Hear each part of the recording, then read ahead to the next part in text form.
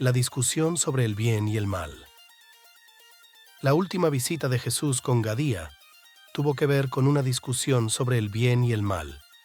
Este joven filisteo estaba bastante atribulado por la sensación de injusticia que le producía la presencia del mal conviviendo con el bien en el mundo.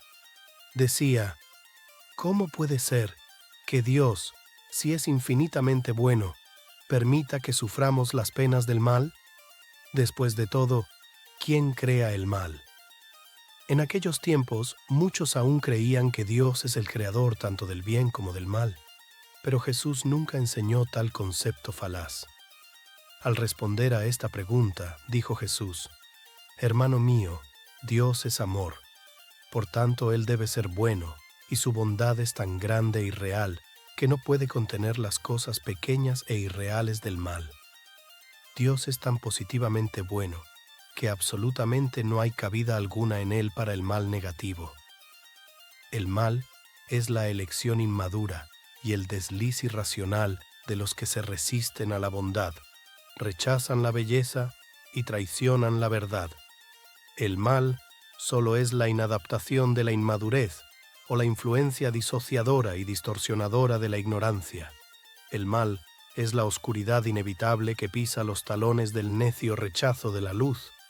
El mal es lo tenebroso y lo falso, y si se le abraza conscientemente y se le endosa voluntariamente, se convierte en pecado.